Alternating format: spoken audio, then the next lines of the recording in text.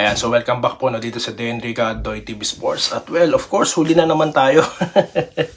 At alam ko, bago kayo matulog, inaantay nyo ako. Pilingero ka, Doy TV ha. Well, ito na nga po, panalo ang Barangay Ginebra. Ayan po ang ating pag-uusapan. Okay, at pa-shoutout. Okay, so yan lang po muna ang ating pag-uusapan. Mamaya na itong mga siga, okay? Okay, bago po yan, mag-subscribe na po kayo, no? Ito po ang laging huli sa pagbabalita, okay? Pero konfirmado naman at hindi po chismis, okay? So, yan lamang. Okay, ito na nga po ang first game ni Troy Rosario at ng Barangay Ginebra. Well, ano pa ba nga hanapin natin? Meron siyang 9 points, di po ba? Oh. Tapos, yung presence niya po sa ilalim, naramdaman yan. Sabi nga po ni Coach Tim Cone, ha? Talagang biruin nyo po, nagulat tayo sa first 5 ng barangay. Sabi ko nga, meron tayong sariling first 5 pero ginulat po tayo. Biruin nyo, ang number 1 pala nila, si Thompson, okay? Thompson, Holt, okay? Tapos itong si Brownlee na pumunta sa number 3, number 4 si Troy at ito pong si Japet Aguilar. So, ageless Japet, ika nga, biruin nyo. Sanay na sanay po sa sistema. Samantalang si Troy, nangangapa pa. So, more on that guys, marami po tayong pag-uusapan. Pagtatagpi-tagpiin po natin ang mga nakalap natin informasyon, okay? So, evidently, yung gustong mangyari ni Coach Tim Cone, na yung paggamit kay Troy, ito na, lumalabas na po, no? First game pa lang, kita na ang epekto. So, hindi po basta sa scoring yan, guys. Okay? Hindi lang po basta sa scoring pinag-uusapan yan. Kasi nga po, kung puro score lang po, paano naman po yung ibang players? Ang nangyari, sa presence po ni Troy Rosario, Stephen Holt had, 20 points lang naman sa third quarter sa kanyang 26 points sa kabuuan, di po ba? Nagpaulan ng 3-point shots. Maltakin mo, 5 3-point shots, guys. Okay? Ang pinakawalan ni Troy Rosario. So, ni ni Stephen Holt rather. Baka sabihin nyo, fake news ka. Ang pinakawalan naman po ni Rosario, meron siyang, nabanggit ko kanina, 9 points at 7 rebounds. At may shooting siya na 4 for 11, okay, from the field. So sa 11 na tawag dito, na attempts, no, 4 na tira ang pumasok diyan. So okay lang po 'yon, no? At ilan diyan efforts, di po ba? Offensive putback, no? Tapos leak pass sa kanya. So diyan pa lang nakikita na po, sabi nga po ni Coach Tim Cone, yung yung tawag dito, yung load kila Japet at yung mga posisyon, no, nakabalik si Holt dito po sa kanyang mas komportabling posisyon na guard, okay? At kitang-kita sa scoring. So, banggitin na po natin ang scores, no? Of course, 109 to 100, okay? Si Holt nanguna dyan, 26, Brownlee 24, okay? Japet na ageless, 15, Ahan Misi off the bench, 13 points lang naman, okay? Si Rosario 9. Si Thompson po, no, is 8 points na biruin mo. Si Thompson at Abarientos, okay, 8 and 6 points lang. Ganun din po si Ko. At ito po, si Adamos na may quality minutes po. Nagulat po tayo. Inano po sila ni Troy, no? Pinagsabay sila. Okay? At dito naman po sa NLEX, meron 27 si Watkins at si Bolik po, okay? Nabantayan ka tuloy. Bolik, nabantayan ka.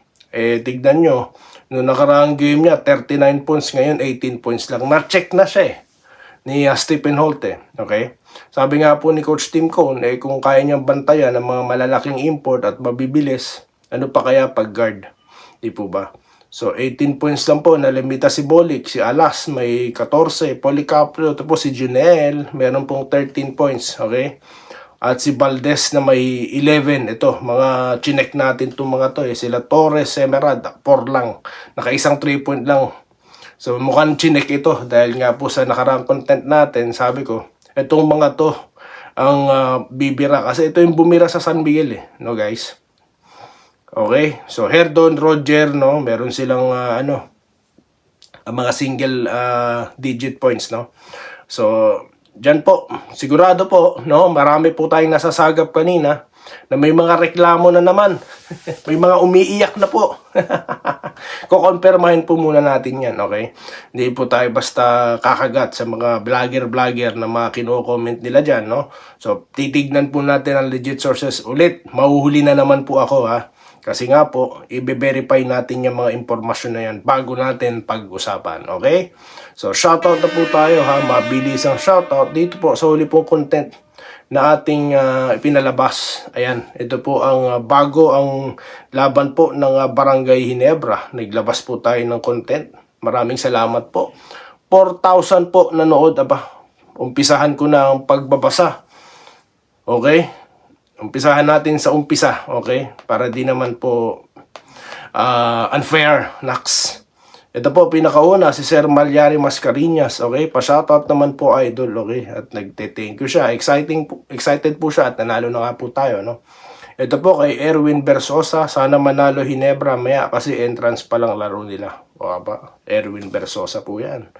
At ito po si Sir Alejandro Tronson na nag-good luck po sa Barangay Ginebra. Ganun din po si Gerald Castillo, ayan. Oo nga, kasi pag nagpahinga jeans, pag una laro, natatalo sila. So, yun na nga. Wala, hindi po nangyari. Si Stephen Holt, di napigilan, no? Bolick versus Sabi, Gilas team, eh. Brownlee, Rosario, ha? Thompson, Aguilar. Si Holt, pang Gilas din, eh. Or si Abarientos pa. Masakit ang ulo ng team ng mga kalaban yan. Iyak talaga, hater, sabi ko sa inyo. Good afternoon, Sir Idol. Tonight na ang laban. Yes, panalo po tayo. Ito po, first game, first win, go Ginebra. Sabi po ni Sir Ricardo, may nag-reply. Sure win kaya na win ang GSM. Nanalo na po, Sir Gideon. Okay? Sure win na po.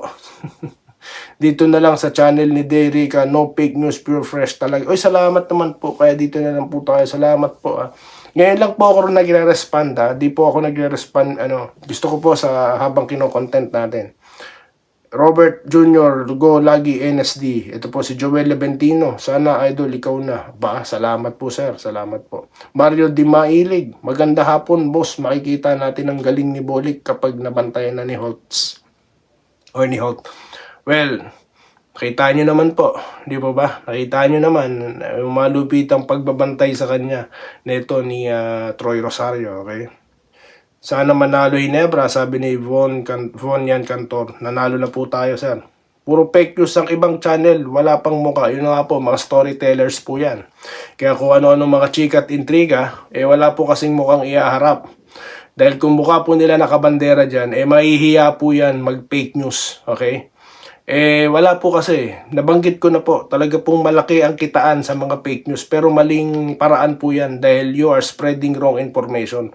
Pero may content na mga yan, si Malonzo na trade down, para lang sila panoorin. So, yung mga iba naman po na naligaw na, wala na. May nag-comment po dito. Si Gilbert Tapodaka, no? Late ka na talaga.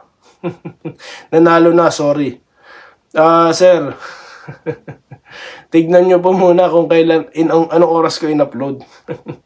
Huwag po kayong gagaya sa ibang vlogger na bigla na lang, sa ibang commenter ha, na bigla na lang po magko-comment pero hindi po pinapanood, hindi tinitignan yung detalye. Mahirap po yan, sir, no? Matatalino po ang karamihan sa mga nagko-comment dito, sir. Kaya, as a matter of fact, ginagawa ko pa nga pong content yung mga sinasabi nila. So, Bobby Kabading, ayan. Magandang hapon po, idol. Kauwi ko lang po galing trabaho. Kaga po tinignan ng... Oy, salamat naman po, no? Salamat. Sorry, Ginebra din po si Sir Bobby Kabading. Okay? Ito po, hindi swapang. Ayan po, nabanggit po dito ni Von Ryan Cantor na hindi swapang. Pinaliwanag ko na po yan, no? Sa susunod na content, ipapaliwanag ulit natin yan, no? Sabi ko nga, kung walang Ginebra at San Miguel, di po nasa abroad na lahat ng player natin. Di po ba? Kasi ibang player dyan, nagpapasahod daw, ha? Di umano, 30,000. Ano yan, ligang barangay? So, dito sa mga team na gumagasta, talaga pong kampi tayo. Okay? Rolando Bangit, Hinebra yan. Go, go, go. Win this game, Melex. Panalo na po tayo. So, yan po. Mamaya pa po, no, marami pa po tayong pag-uusapan. Okay? Ito pong namnamin po natin ang ating pagkatalo. At alam ko, masarap na naman ang mga tulog nyo. No? So muli, ako po ay nagpapasalamat, no? Sa mga hindi ko na po nababanggit, no? Hindi ko po nababasa yung mga comment nyo. It's either hindi na po kayo nakakapag-comment or namimiss ko po sa sobrang dami na po, no? Hindi po natin sinasadya yan. Sobrang dami po kasi talaga ng mga nagko-comment na, no?